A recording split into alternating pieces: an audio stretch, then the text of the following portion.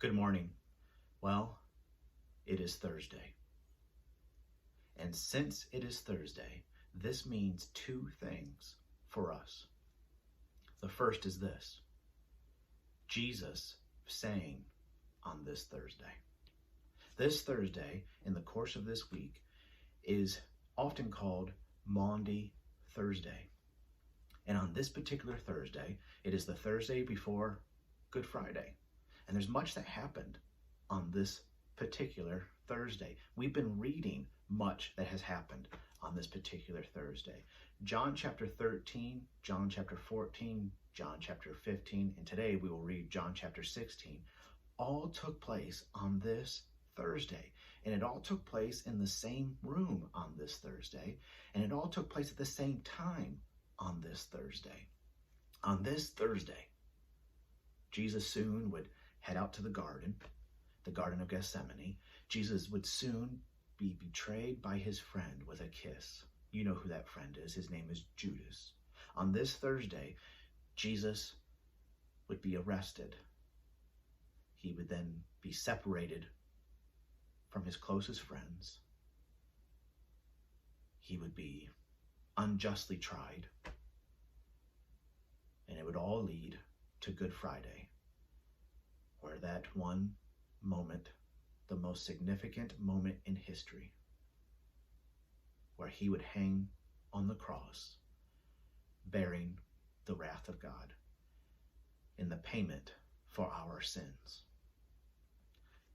But as this Thursday continues for us, here it's in the morning, a little bit after 8 o'clock, I want you to remember that on this Thursday, Jesus sang. Remember, much of what we have read, all of what we have read this week has taken place on Thursday evening in the upper room as Jesus was observing the Passover meal with his disciples, a meal that he said in Luke 22, "Friends, I have desired with so much desire, with great desire, to eat this meal with you." And as he ate that meal, what would happen? Well, he would do something different. He would do something that those men have never done, that no one in the course of history has ever done in the observing of the Passover meal. From this moment on, the Passover meal would be different. And it would be different in this way. It would now be called the Lord's Supper, or we often call it communion, where Jesus would take the bread and he would show it to the men. He said, "See this bread? This bread is a picture of my body broken for you." And he would tell them, "Take, eat of it. It's a picture of my body as a substitute for you." Then he would take the cup, and it would have been full of wine. And he would say, "This cup, it's a picture. It's a picture of my blood being spilled out for you. I want you to take and drink of it." And I love thinking often of what Jesus said about that meal, that it's something he would never partake of again until he is with us all together in his Father's kingdom.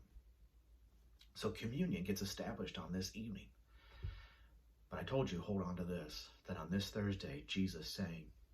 The Gospel of Matthew tells us that following this meal and on the way to the garden, it said that they sang a hymn and went out. Now, we're not told what hymn, but we also know this, that traditionally at the Passover meal, you would sing. And you would sing from God's hymn book. And God's hymn book, God's hymnal, is the book of Psalms. And traditionally at the Passover meal, you would sing Psalms 113 through chapter 118. Do you know what is said in Psalm 118? There's a verse, you may know it, we sing it in churches. It's Psalm 118, verse 24. "This is the day the Lord has made. We will rejoice and be glad in it." Can you imagine? We know Jesus sang, and we know he sang following this meal, leaving the upper room, going out to the garden. But can you imagine as he headed out, hearing our Savior sing, "This is the day the Lord has made. I will rejoice and be glad in it." So that's the first thing of what Thursday means for us. The second is this, that it's Thursday. It means for us this: we will make the most of Thursday. And how will we do that? Well, we will do that in reading John chapter 16. Are you ready? Here we go. John chapter 16 begins. Mark this down. Let me add this. This morning, I was just going through the news headlines and clicking on things to read. And I saw one particular headline that was from a very well-known football player, still playing football, a still active player. And he said this. He said, what Americans need now. Are you ready? What do you think he's going to say? What Americans need now is sports.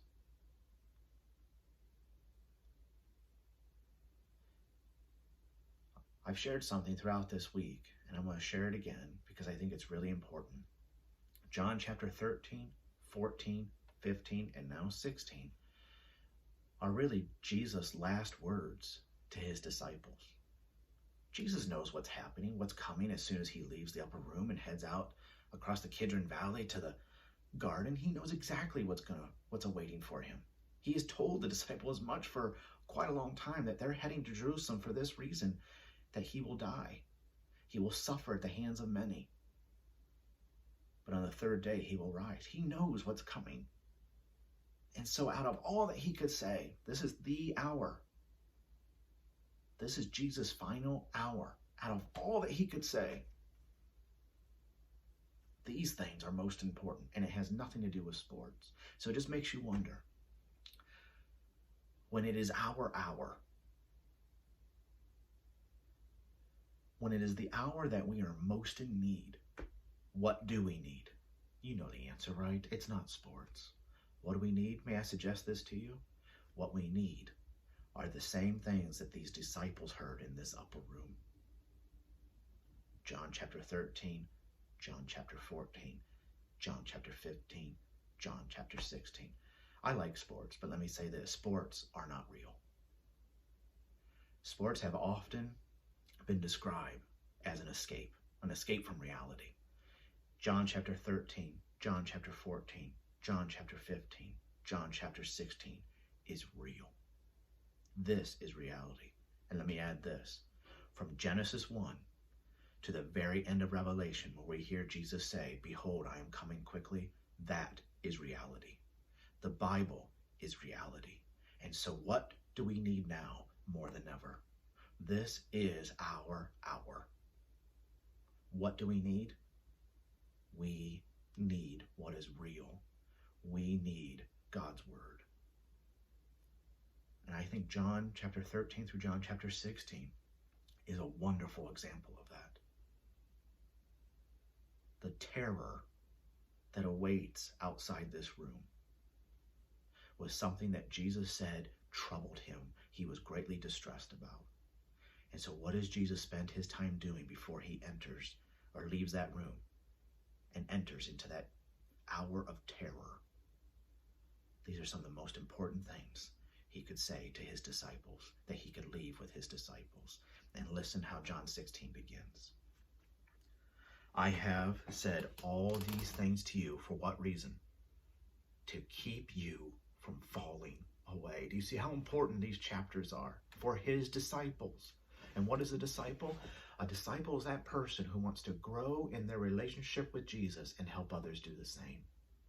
What might we be doing? What should we be doing in this hour of pandemic, which none of us have ever witnessed before in our lifetime? What should we be doing?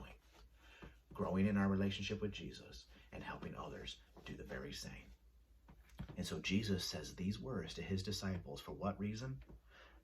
To keep you from falling away. Now hold on to verse 1. It's going to be important as we get to the end. They will put you out of the synagogues. Indeed, the hour is coming when whoever kills you will think he is offering service to God. And they will do these things because they have not known the Father nor me. I have said these things to you that when their hour comes, you may remember told them to you. I did not say these things to you from the beginning, because I was with you. But now I am going to him who sent me, and none of you asked, 'Where are you going?' But because I have said these things to you, sorrow has filled your heart." What could be greater than living and walking and talking with Jesus? What could be greater? So you can understand why the things that Jesus has said to these disciples would fill them with sorrow. This has been the greatest time, greatest experience of their life.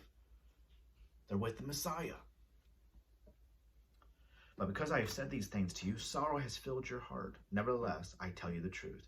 It is to your advantage that I go away. Mark that. It is better for you that I go away. Why? For if I do not go away, the Helper will not come to you. But if I go, I will send him to you. And when he comes, he will convict the world concerning sin and righteousness and judgment. Concerning sin, because they do not believe in me. Concerning righteousness, because I go to the Father, and you will see me no longer. Concerning judgment, because the ruler of this world is judged. I still have many things to say to you, but you cannot bear them now. When the Spirit of truth comes, he will guide you into all the truth, for he will not speak on his own authority, but whatever he hears, he will speak, and he will declare to you the things that are to come. He will glorify me, for he will take what is mine and declare it to you. All that the Father has is mine. Therefore, I said that he will take what is mine and declare it to you. A little while, and you will see me no longer. And again a little while, and you will see me. Some of his disciples said to one another, "What is this that he says to us, 'A little while, and you will not see me'? And again a little while, and you will see me." And because I am going to the Father. So they were saying, "What does he mean by a little while? We do not know what he's talking about." Jesus knew that they wanted to ask him. So he said to them, "Is this what you are asking yourselves? What I meant by saying, 'A little while, and you will not see me', and again a little while, and you will see me? Truly, truly, I say to you, you will weep and lament, but the world will rejoice. You will be sorrowful, but your sorrow will turn into joy." Mark down verse 20. So you have marked down John 16:1. Now mark down John 16:20. What has Jesus promised? "Truly, truly, I say to you, you will weep and lament, but the world will rejoice. You will be sorrowful, but your sorrow will turn into joy." How so? When a woman is giving birth, she has sorrow because her hour has come. But when she has delivered the baby, she no longer remembers the anguish for joy that a human being has been born into the world. So also, you have sorrow now, but I will see you again, and your hearts will rejoice, and no one will take your joy from you. Let's pause for a second. That seems to be such a powerful statement. It reminds me of John 14, which is verse 6. Yes, these "no one" statements during this evening. John 14:6, where Jesus said, "I am the way, the truth, and the life. No one comes to the Father except through me." That's as powerful as this statement, or this statement is as powerful as that statement. No one will take your joy from you. Well, what is this joy? Remember in John 15, Jesus said he spoke all these things to them so that his joy may be in them, and that your joy may be full. What is that joy? "In that day you will ask nothing of me. Truly, truly, I say to you, whatever you ask of the Father in my name, he will give it to you. Until now you have asked nothing in my name. Ask and you will receive, that your joy may be full. I have said these things to you in figures of speech. The hour is coming when I will no longer speak to you in figures of speech, but will tell you plainly about the Father. And that day you will ask in my name. And I do not say to you that I will ask the Father on your behalf, for the Father himself loves you, because you have loved me and have believed that I came from God. I came from the Father and have come into the world, and now I am leaving the world and going to the Father. His disciples said, "Ah, now you are speaking plainly and not using figurative speech. Now we know that you know all things and do not need anyone to question you. This is why we believe that you came from God." Jesus answered them, "Do you now believe? Behold, the hour is coming. Indeed, it has come, when you will be scattered, each to his own home, and will leave me alone." Okay, mark that verse. And it's because of John 16:1. Why is Jesus saying these things to the disciples? John 16:1, "I have said all these things to you to keep you from falling away." Right in the middle of the passage, what did Jesus say? Hey, right now you're sorrowful. You're going to weep and lament. The world's going to rejoice, but I can guarantee you this: your sorrow will turn into joy. When? Okay, then towards the end of the chapter, what does he say? You believe now? Let me tell you something. The story's not over. And the story's not over for you. Behold, the hour is coming, and the hour is now here. What is that hour? Well, it's the hour that Jesus has been pretty distressed about. It's the cross. And he says this: when you will be scattered. Well, wait a minute, Jesus. I thought you said these things to keep them from falling away. Now you're saying the hour's coming, they're going to be scattered. But you also said in the middle, they're sorrowful, but their sorrow's going to turn into joy. When? Keep reading, verse 32. "Yet I am not alone, for the Father is with me. I have said these things to you, that in me you may have peace." Seems confusing, right? I've said these things to you so to keep you from falling away. I'm telling you, your sorrow right now will turn into joy later. When? And well, behold, the hour is now here, in which you will be scattered and leave me alone. But I'm saying all these things to you, so that in me you may have peace. In the world you will have tribulation, but take heart, I have overcome the world. Okay, question. When will those sorrow turn into joy? We know when they'll be scattered, right? You're going to see it in a few hours as they head out to the garden. And Judas shows up with that army to arrest Jesus, that Roman army to arrest Jesus. What happens? The disciples scatter. Jesus he's left alone.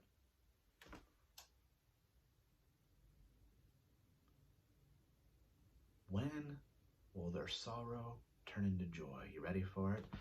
It's Sunday morning. And it's Sunday throughout the day. When they first hear that the tomb is empty, they get a little perplexed. When they try to figure it out, they still don't understand. But then later that day, who appears to them? Jesus in the flesh. As it happens, scattered. But then what happens at the resurrection? And because of the resurrection, they're brought together. And so my point to you is this. It is Good Friday plus Resurrection Sunday that brings us together. Right? Good Friday and the events that led up to Good Friday, the hours led up to Good Friday, scattered those disciples. What brought them back together? He is not here, but he has risen. Why do you look for the living among the dead? He is alive. What brought them together is the fact that Jesus has conquered death. And think about what Jesus says here. Before he even went to the cross, what did he say? I have overcome the world. Following Resurrection Sunday, these men will never be the same. And isn't it something? As the Gospels end, where do we see these men? No longer scattered, but together. Friends, Calvary Community Church, you hold on to this on this particular Thursday. What brings us together? It's the power of the cross. And at the power of the cross, we see the one who has victory over death. At the power of the cross, we see the one, the only one who is even qualified to put down the full payment for our sin. And we see the one that the grave could not contain. And on Sunday, he came bursting forth. Not limping forth, bursting forth alive. For what reason? So that our joy may be full. What does that mean?